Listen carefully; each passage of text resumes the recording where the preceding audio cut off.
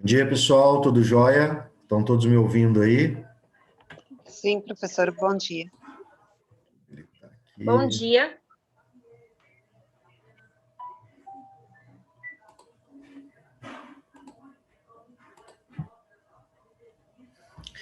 Bom dia, moçada, tudo jóia? Então, dando continuidade aí, na nossa aula passada, eu deixei um material para vocês explicando a diferença da súmula, do precedente e da jurisprudência. Vocês viram lá?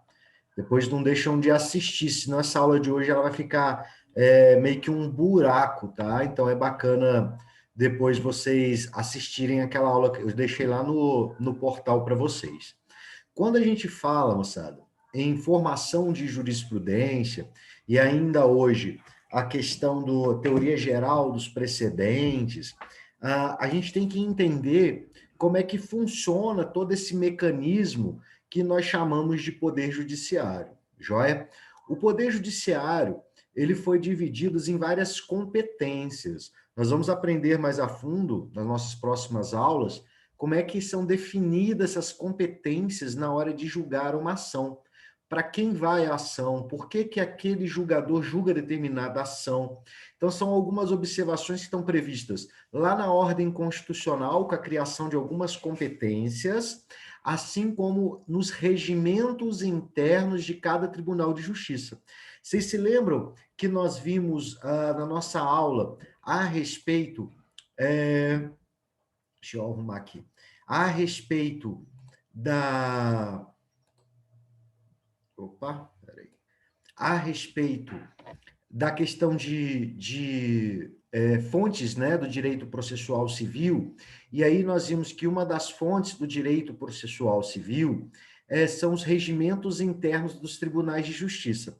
Por que nós falamos disso? Porque cada regimento interno de cada tribunal de justiça, que é vinculado a cada estado, ele possui algumas regras próprias de competência. Por exemplo, em comarcas menores, nós vamos ter aí varas únicas. Enquanto nós tivemos aí comarcas maiores, nós vamos vendo outras divisões de competência, pela necessidade de desmembramento, então, para poder melhorar essa prestação jurisdicional. Então, geralmente, nós temos uma primeira divisão em civil e em criminal, e aí depois nós vamos ter algumas especializações dentro de cada uma delas. Por exemplo, em civil, já vamos dividir, então, a questão do juizado especial civil e da justiça comum. Vamos, então, dividir o criminal, as varas criminais e execuções criminais, e assim por diante. Vai havendo essa especialização das varas em tratar quanto à matéria. Joia? O que hoje o nosso objetivo é discutir? Esta formação que está aqui do lado da estrutura do Poder Judiciário. Esta estrutura é uma estrutura básica do Poder Judiciário, joia? Aqui nós vamos ver as grandes áreas da justiça, beleza? Então, a iniciar, vamos começar falando aqui pela justiça comum. Primeiramente, o que compõe a justiça comum? A justiça estadual e a justiça federal. Então, justiça estadual e justiça federal são consideradas como justiça comum, joia? Esta regra está prevista lá na Constituição Federal, enquanto a justiça do trabalho, a justiça eleitoral e a justiça militar são consideradas chamadas de justiças especiais ou justiças especializadas, tá? Então, como justiça comum, nós temos a justiça estadual e a justiça federal. E como justiça especial ou especializada, nós temos a justiça do trabalho, a justiça eleitoral e a justiça militar, beleza? E aí, então, nesta primeira instância, não confundam primeira instância com primeira entrância, são situações diferentes. Os tribunais de justiça de cada estado, eles vão regulamentando as comarcas de acordo com entrâncias. Por exemplo, Sinop é uma entrância especial, joia? O que que isso diferencia? Ele diferencia das outras comarcas no sentido do volume de demandas que são levadas ao Poder Judiciário. Então, por exemplo, se eu tiver uma terceira entrância, eu estou falando, então, que é uma comarca menor. Então, essas comarcas, por exemplo, com varas únicas, isso na Justiça Comum, né, estadual, eu estou falando, então, que é uma comarca que tem um número menor de demandas.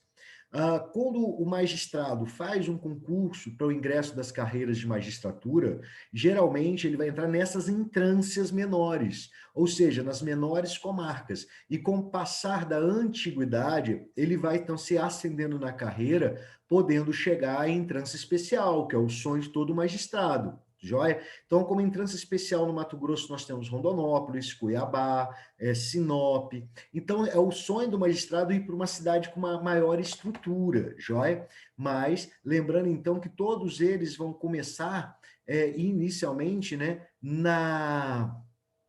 nas entrâncias menores, tá? Então, depois, com o passar do tempo, ele vai assumindo, então, essas outras comarcas maiores. Se você observar aqui do lado esquerdo, ó, nós temos aqui juiz de direito.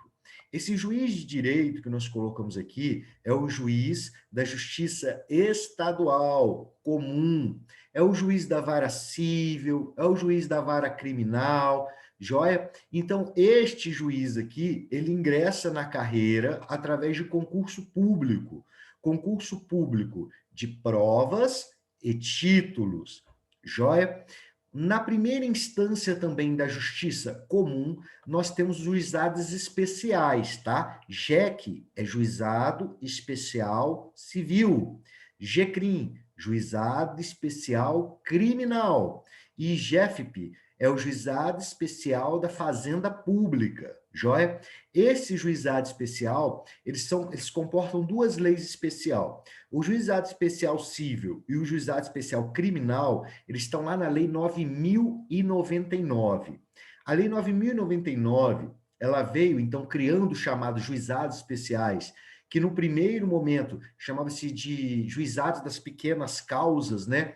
E aí, em decorrência desse nome, houve um preconceito muito grande com o juizado especial, de entender que ali as demandas eram feitas de qualquer jeito, era só açãozinha ruim, e assim por diante. Por isso, então, foi alterada a terminologia e passou a se chamar de juizado especial. Joia? Temos também a Justiça Federal, onde está escrito aqui juiz federal, e aí o que vai alterar uma demanda aí pela Justiça Comum, ou a Justiça Comum Estadual ou Justiça Federal, é a competência. Vai depender do tipo de ação que será julgada, joia? Mais na frente, quando a gente aprender a delimitar competência, nós vamos entender por que cada ação vai para cada um desses, tá? Então pode ficar tranquilo. Hoje a nossa ideia é explicar a estrutura do Poder Judiciário. Temos também o Juizado Especial Federal, tá? Ele também tem uma lei própria, assim como o Juizado Especial Civil, o Juizado Especial Criminal tem a Lei 9.099. O Juizado Especial da Fazenda Pública, que é esse JEFP, que está bem aqui, ó, ele também tem uma lei própria, que é a 11.000 e alguma coisa que eu não lembro. E o Juizado Especial Federal também tem outra lei especial. Então, nós estamos falando aqui de 3 leis especiais. A lei dos Juizados Especiais Civis e Criminais, o Juizado Especial da Fazenda Pública, que é uma segunda lei, e o Juizado Especial Federal. Então, temos a outra lei, beleza? Esses daqui são considerados como primeira instância da justiça comum, tá? E aí, então, como segunda instância, tem uma observação. Vamos primeiro aqui no juiz de direito, tá? O juiz de direito, então, ele julga as demandas de primeiro grau, que também é correta a terminologia. Quando uma parte fica insatisfeita com uma decisão de um magistrado, ele pode levar essa ação para uma segunda instância. A segunda instância da Justiça Comum, da Justiça Estadual, ela é feita pelo Tribunal de Justiça, Joia? O Tribunal de Justiça, ele está vinculado a cada estado. Então, por exemplo, o Tribunal de Justiça de Mato Grosso comporta o estado de Mato Grosso. Então, na primeira instância, eu tenho a comarca de Sinop, a comarca de Cuiabá, a comarca de Várzea Grande, de Sorriso, Nova Canaã, Colíder, assim por diante. Isso é a primeira instância. Ela está localizada no município, na comarca. Nós temos ainda os distritos, que dependem de uma comarca principal, tá? E aí, em sede de segunda instância, nós temos o Tribunal de Justiça. O Tribunal de Justiça do Mato Grosso, ele é composto por 29 desembargadores, tá? Então, nós temos 29 desembargadores no Tribunal de Justiça de Mato Grosso. Só que tem uma observação. Esse número, ele é variante. Então, se você olhar, por exemplo, o estado de São Paulo, lá já passou do número de 200, ou não lembro mais, 300 desembargadores no Tribunal de Justiça. Então, isso depende do regimento interno de cada Tribunal de Justiça para a criação de novas vagas de desembargadores. Joia? Então, na primeira instância, nós temos o juiz de direito. No Tribunal de Justiça, nós temos os desembargadores. Joia? Qual é a função da segunda instância? Preservar o princípio constitucional denominado de duplo grau de jurisdição, ou seja, a possibilidade de rever decisões de instâncias inferiores. Então, o Tribunal de Justiça, ele nasce com o papel de fiscalizar e oportunizar, então, o jurisdicionado de ter uma revisão de suas decisões. Joia? Vocês já devem ter ouvido em algum momento esta frase: três cabeças pensam melhor do que uma.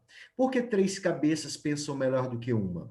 Porque o Tribunal de Justiça, ele vai ser dividido em câmaras. Câmara Civil, Câmara Criminal, Câmara Eleitoral. Essas câmaras é uma subdivisão dentro do Tribunal de Justiça, aonde será composto por, no mínimo, 3 desembargadores. Então, cada Câmara, dentro do Tribunal de Justiça, em cada área especializada, será, então, composta de, no mínimo, 3 desembargadores. A exemplo, no Mato Grosso, nós temos Câmara Civil Generalista, Câmara Civil Família, Câmara Criminal e assim por diante. Então, nós temos algumas câmaras que trazem alguma especialização em uma determinada área, buscando, então, na hora de dar essa revisão da decisão atacada, dar uma melhor qualidade na prestação jurisdicional.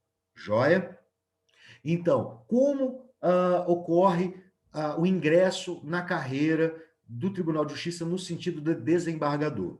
Nós temos aí a ascensão dos magistrados de primeira instância, esses daqui da primeira instância, que, de acordo com uma série de requisitos expressos em cada regimento interno, existem anos que vão por antiguidade, outros anos vão por produtividade, existem vários fatores. Então, os juízes de primeira instância podem se tornar desembargadores. Essa é a primeira forma de ingresso.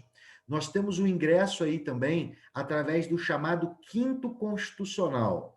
O quinto constitucional, ele expõe que 1/5 da formação do Tribunal de Justiça ou das Cortes Superiores deve ser formado por advogados e membros do Ministério Público.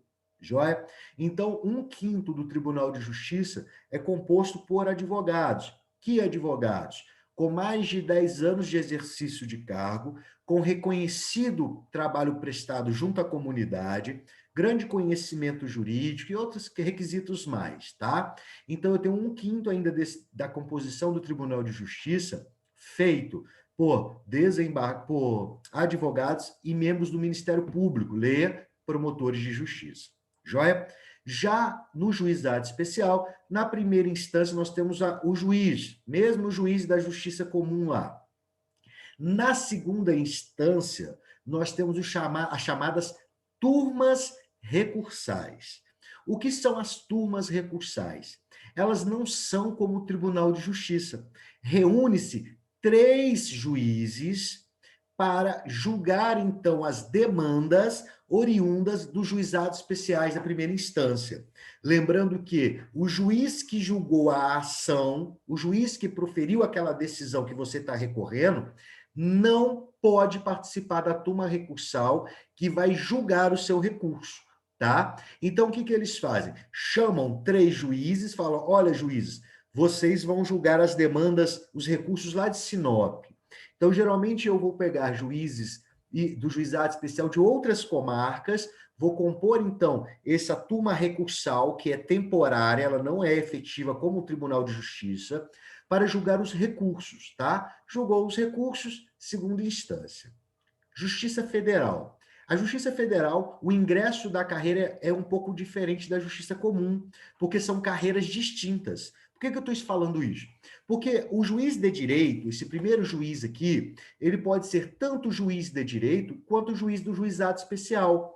Vai depender, então, da sua lotação, da disponibilidade de vaga quando ele ingressa na carreira. Ele ainda pode acumular. Eu posso ter, por exemplo, um juiz da vara civil, exemplo, da primeira vara civil de Sorriso, cumulando, então, o juizado especial civil. Ele cumula as 2 varas, ou seja, ele é o mesmo juiz que trabalha nas 2 varas. Joia? A Justiça Federal, o concurso já é um concurso próprio, é outro concurso. Então, eu posso fazer um concurso para juiz estadual. Eu posso ser tanto juiz de direito, vara civil, criminal, etc., tanto juiz do juizado especial. Vai depender da questão da disponibilidade de vaga. Já o outro concurso é o concurso para juiz federal, tá? Esse é um outro concurso. Então, por exemplo, eu não posso ter um juiz do juiz federal lá fazendo, às vezes, juiz estadual no mesmo concurso, beleza? Ele fazendo esse concurso, ele pode ser ou juiz federal da vara federal ou do juizado especial federal, beleza? Então, vamos para a primeira regra. A Justiça Federal, ela não está em todo o território nacional. Então, tem um ponto bem interessante nisso. A emenda constitucional número 45, ela falou o quê? Nas comarcas aonde não houver a Justiça Federal ou ainda as justiças especializadas, Justiça do Trabalho, Justiça Eleitoral, os juízes estaduais farão, às vezes, na primeira instância de juiz federal. Então, para a pessoa, imagina, vamos supor, em Colíder não tem Justiça Federal. Então, se uma pessoa quisesse, por exemplo, ingressar com uma ação previdenciária contra o INSS, ele deveria vir até Sinop para ingressar com essa ação. Então, o que a emenda constitucional 45 falou? Que nas comarcas onde não houver Justiça Federal ou ainda justiças especializadas, eu posso usar a Justiça estadual comum na primeira instância. Isso é interessante, tá? E tudo isso para aumentar, então, o acesso à justiça. Porque você imagina, a pessoa quer ingressar com uma ação trabalhista e na comarca dele não tem vara do trabalho. Imagina ele ter que viajar ainda para cobrar uma verba trabalhista que ele não recebeu, nem dinheiro para comer ele tem. Então, por isso que foi feita essa regra da emenda 45, que possibilitou ao juiz estadual comum fazer a vez das outras justiças, na ausência daquelas. Joia? Então, vamos lá. Então, o juiz federal, o juiz da vara federal, ele profere suas decisões. Em grau de segunda instância, nós temos os chamados TRFs, Tribunais Regionais Federais. É interessante o TRF que ele é diferente do Tribunal de Justiça, porque o Tribunal de Justiça eu vou ter um por estado. Já o TRF eu vou ter região. Então eu tenho uma divisão por região no planeta, olha, no Brasil, que cada região compreende. Primeira região, segunda região, terceira, etc. Então é dividido por regiões. Eu vou colocar no material de apoio para vocês essa divisão das regiões, tanto do TRF, tanto do TRT, tá? Ele é dividido para vocês por região. Também ocorre a ascensão da carreira de juiz para desembargador do TRF, tá? Da mesma forma do Tribunal de Justiça, ascensão de juízes federais tornando-se desembargadores, ainda com aquela visão do quinto constitucional e ainda com o convite.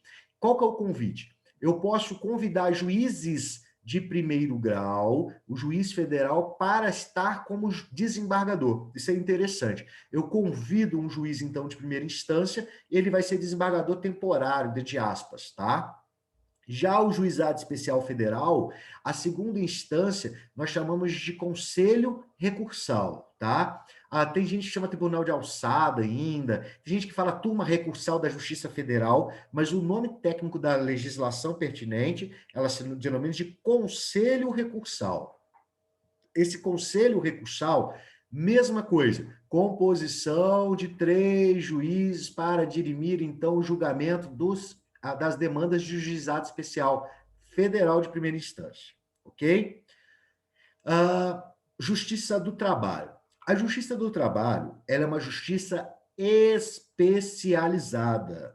A Constituição Federal de 88 assim o elevou. Então, a Justiça do Trabalho, a Justiça Eleitoral e a Justiça Militar são consideradas justiças especializadas. Joia?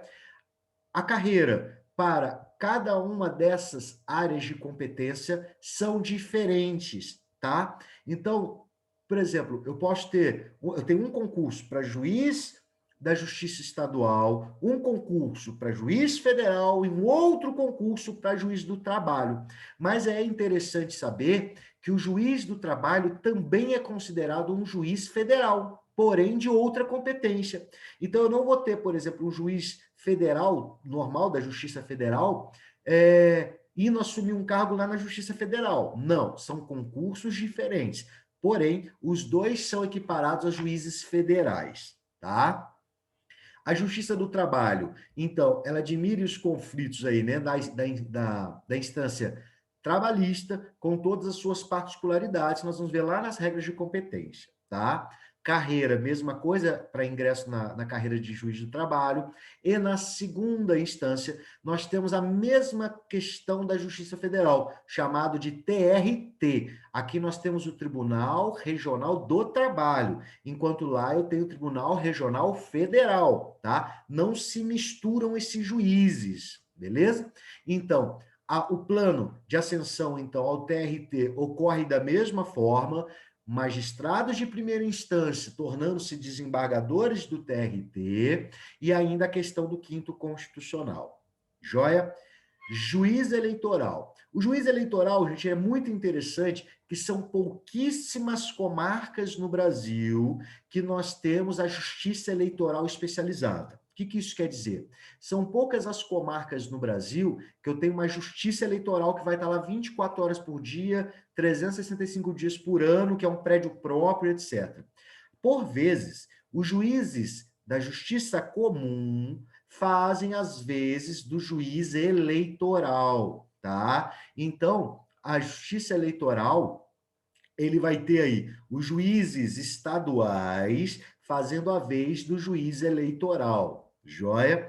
Numa segunda instância, nós temos o TRE, o Tribunal Regional Eleitoral, também dividido por regiões, tá? Quanto à Justiça Militar, a Justiça Militar, também chamada de Auditoria Militar, ela tem uma composição um pouco diferente. A cada estado há umas alterações quanto a essa questão da competência dela, mais ou menos por regra. Funciona que nós temos um juiz militar, na segunda instância nós temos o Tribunal de Justiça Militar.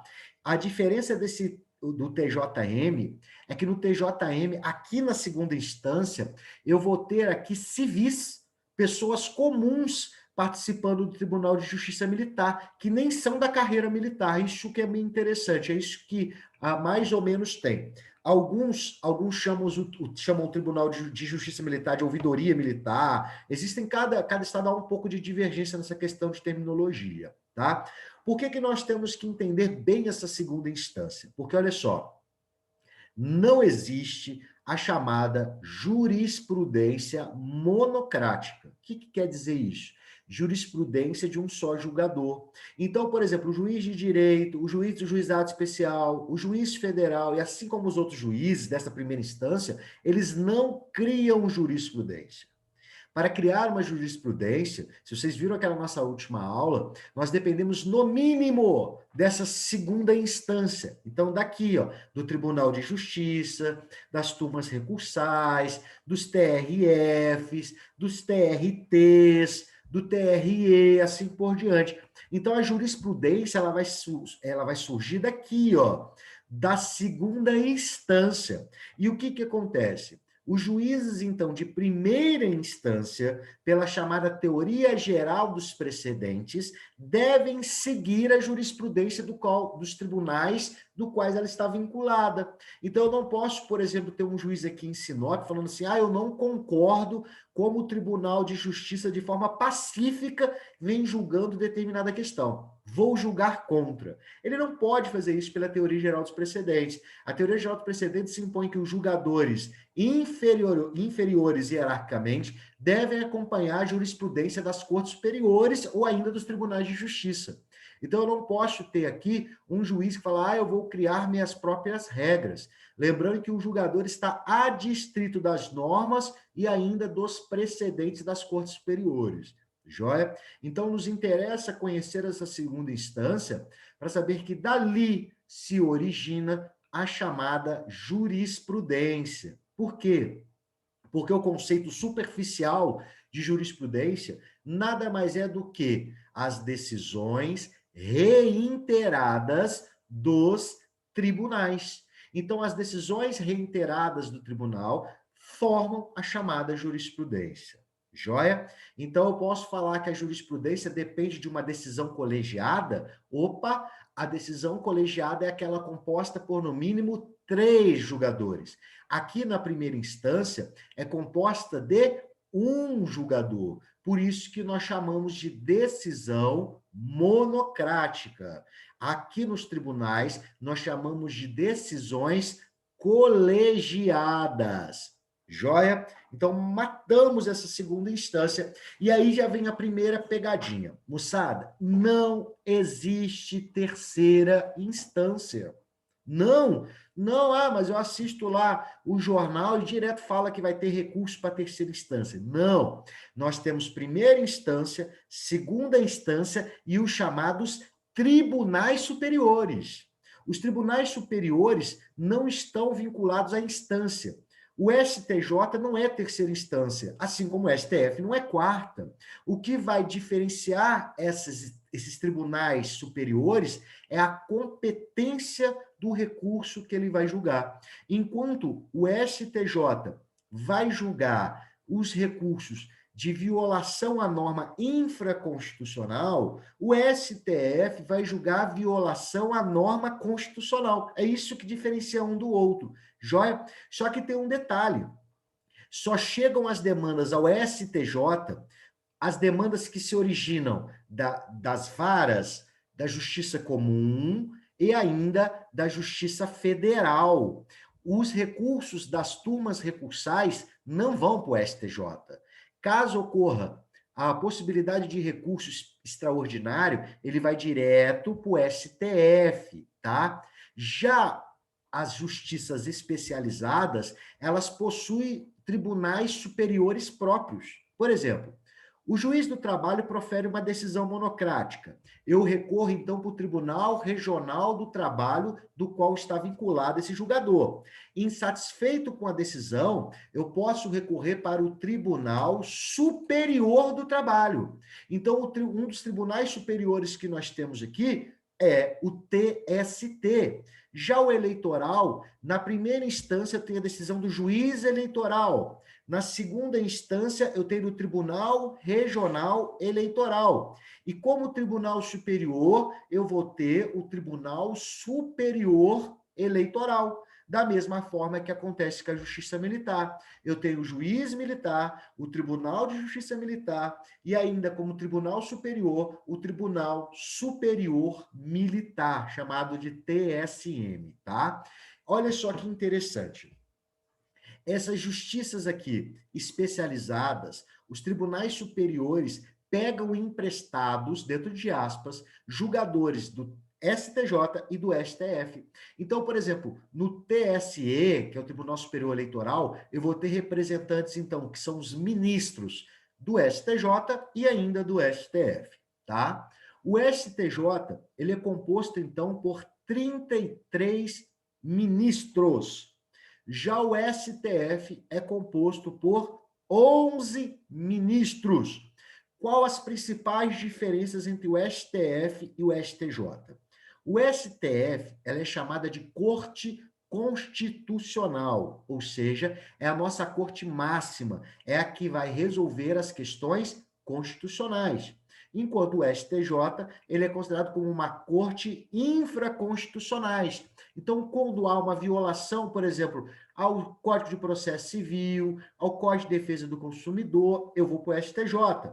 Quando ocorre uma violação de norma constitucional, eu vou para o STF, joia? Então, essa é a observação. Outro ponto, o CNJ. Em algum momento, você já ouviu falar no chamado Conselho Nacional de Justiça. O CNJ, ele funciona como um órgão fiscalizador e regulamentador, e ele possui, então, um condão de observar todo esse funcionamento do Poder Judiciário. O CNJ ele também foi criado pela Emenda Constitucional 45, com o objetivo de dar mais celeridade processual. Então, uma das principais funções do CNJ, além de fiscalizar a postura dos magistrados e julgadores, é também buscar uma maior celeridade do Poder Judiciário. É o CNJ que cria as chamadas metas, planos. Então, ele traz alguns objetivos aos julgadores para, então, trazer uma maior celeridade processual, tá? Outra e a última observação. Como é composto o quadro de ministros.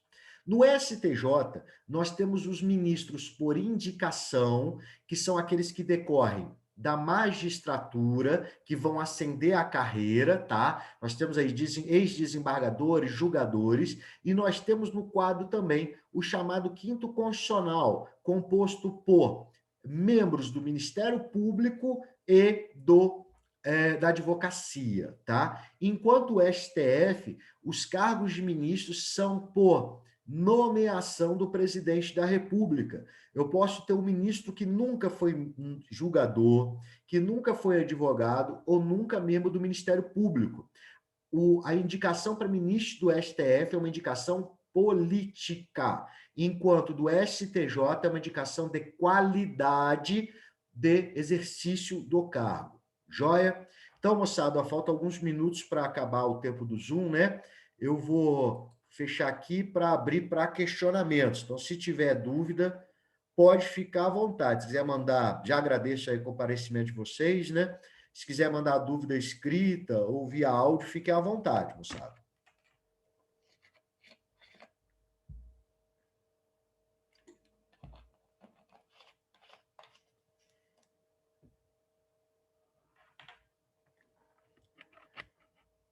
Nenhuma? Então, eu vou fazer uma complementação. Olha só, eu esqueci de falar uma coisa, né, que nós vimos na nossa aula passada, faltou falar aqui. As súmulas. O que são as súmulas? Nós não temos aqui, ó, deixa eu voltar para cá. Nós não temos aqui, por exemplo, o STJ e o STF. O que eles buscam fazer? Nós não temos esse monte de tribunal hierarquicamente inferior a eles.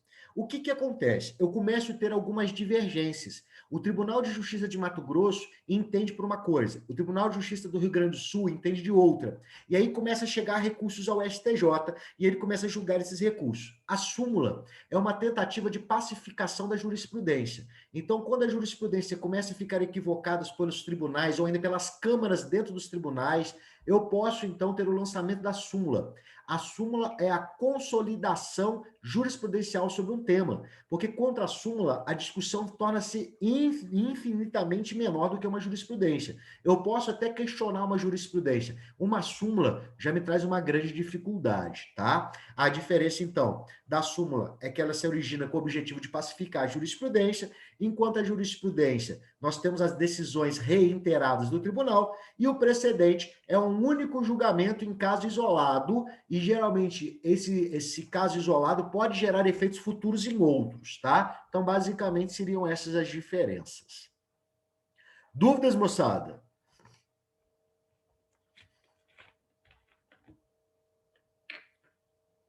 Sem dúvidas? Então, moçada, ó, vou agradecer os senhores, tá? Pela participação. Vou deixar disponível o vídeo para vocês lá no SAF, tá? Semana que vem é o nosso trabalho. Eu vou deixar a orientação certinha lá, como é que vai ser feita, tanto a online, tanto a presencial, tá? Então, eu deixo disponível lá para vocês no portal, beleza? Tanto de sala de aula, tanto a online, como é que vão ocorrer.